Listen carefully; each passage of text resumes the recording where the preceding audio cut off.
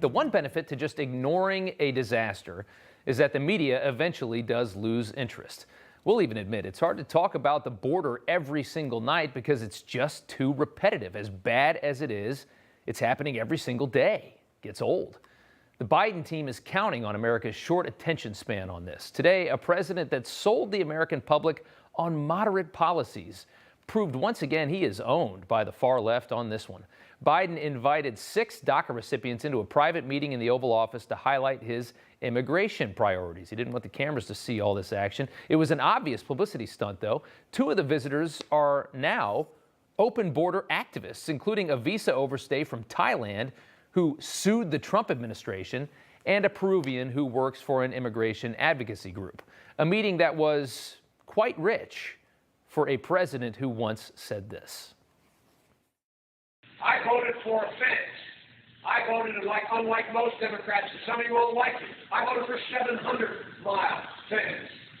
But let me tell you, we can build a fence 40 stories high, unless it changes the dynamic in Mexico.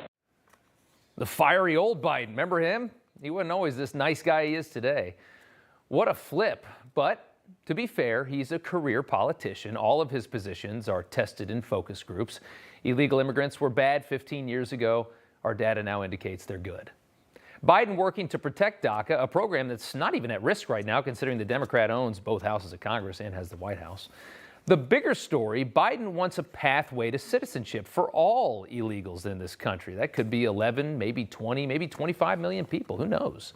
And he's continuing to incentivize more illegal crossing at our southern border. As this conversation bumps up and ramps up here in the U.S., more caravans will fire up in the Northern Triangle. It is a race to get here in time for this amnesty.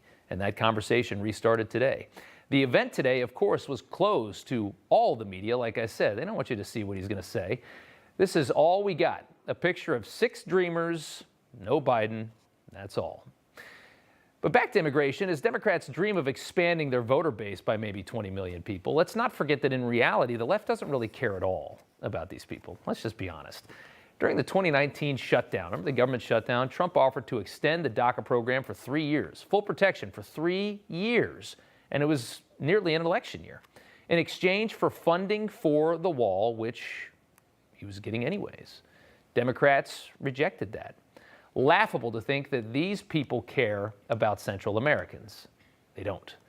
These are pawns to the Democrat Party, and this border crisis is just collateral damage of a necessary political game. Here is Senator Josh Hawley questioning Homeland Security Secretary Alejandro Mayorkas at a Senate hearing yesterday about the causes of this border surge.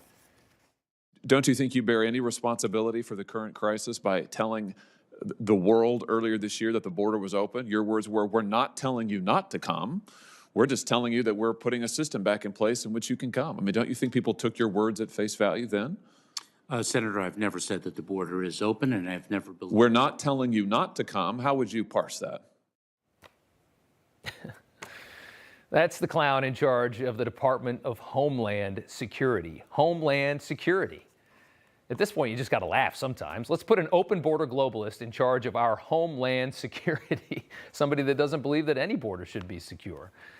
Let's make Ilhan Omar ambassador to Israel while we're at it. Why not? Let's get nuts. Back to Mayorkas. 5 months into this disaster, he finally now says he's ready to get started on seeing the problem here and fixing it. Take a listen.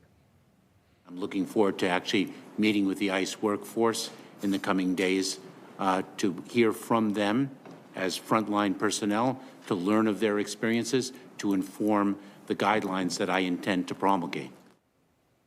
Oh, okay. Now we're going to start working on this. Incredible. 5 months on the job, he's just now getting around to doing these kinds of things, figuring out the situation on the ground.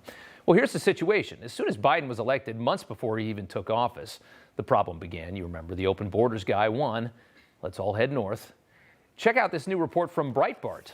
A law enforcement source within Customs and Border Protection revealing the number of migrants escaping apprehension has reached 200,000 this fiscal year. The source, speaking on condition of anonymity, says more than 45,000 of those avoided capture in the last 30 days. That's incredible. 200,000 people. Truly incredible. But again, the reason the White House isn't too threatened by all this is most Americans live hundreds of miles away from all of this. We don't feel the impact It's not really real. And again, the media can't cover this every day. People just kind of forget about it. It goes to the background. Breitbart also reporting on Tuesday, Zavala County Sheriff's deputies and Border Patrol arrested 2 U.S. citizens for suspicion of human trafficking near La Pryor, Texas.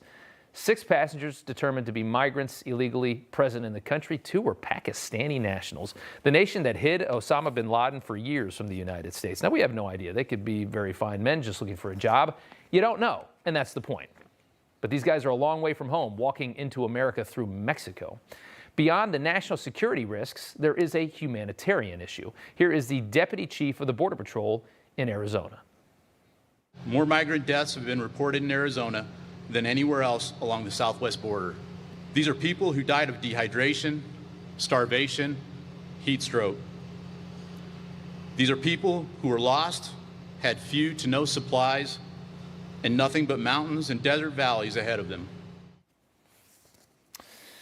And for the kids who do make it, they are living on buses for the time being, it would appear. Minors who migrated to the U.S., according to NBC, without their parents are waiting on buses to be sent to live with relatives or sponsors, staying overnight, eating and using the bathroom, all within the confines of a bus, according to the owner of the bus companies and advocates for the children. Democrats screamed about kids in cages. How many times did we hear that phrase? Republicans have been able to scream the same phrase because, boy, the Biden administration loves throwing those kids in cages. And now I guess Republicans are going to have 2 phrases, kids in cages and kids on buses. Where is AOC crying next to a bus? I haven't seen that picture yet. Maybe we'll get it soon. More from that report. A family says their 15-year-old son waited on buses from Saturday until Wednesday before beginning the long journey from Dallas to Seattle. That's a long time to sit in the car before you turn it on. White House Press Secretary Jen Psaki had this to say about this story. The reports of children that you've referenced being held in buses outside of HHS, of the HHS facility in Dallas for extended periods of time are outrageous, they're unacceptable, and they do not meet our standard for childcare. It's being fully investigated, how we got to this point, how this possibly happened. Now again, people sent their kids up through Mexico with coyotes. Sitting on a bus is nothing compared to what these kids have already been through.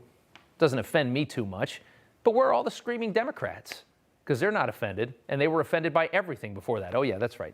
They don't care about this story anymore. It's not useful to them anymore. We know that. You got a Democrat in the White House. The simple truth is the vast majority of Americans are against all of this lunacy. Most Americans, no matter party, don't think the border should look like this. Most Americans don't think the border should be wide open. It's common sense. We all know it. We're watching morons run policy. For Republicans to fight and win against this nonsense, they need solidarity, though, and hopefully that's happening right now. Earlier today, Congresswoman Elise Stefanik was elected to replace Liz Cheney as the GOP conference chair. It was easy. It was a tally of 134 to 46. Stefanik made a name for herself defending Trump during his first impeachment hearing. Take a listen to her setting the stakes earlier today. As Republicans, we are fighting to reopen the economy, to create jobs. We are fighting against the trillions of dollars of tax increases and the trillions of dollars of reckless spending. Well, the country got a bait and switch when Biden got into the White House. This is not, by any stretch of the imagination, a moderate administration that is bringing both sides together. We were duped. Republicans need to have it together by next November to fight back, and pushing Liz Cheney out of the number 3 slot was very likely a good first step. Hey, I'm Rob Finnerty. Thanks for watching. If you enjoyed this video, please join the conversation in the comments below. Don't forget to subscribe, too. Hit the bell icon to be alerted to breaking news. And remember, there's a whole lot more on Newsmax TV, America's fastest growing cable news network. Newsmax TV, we're real news for real people.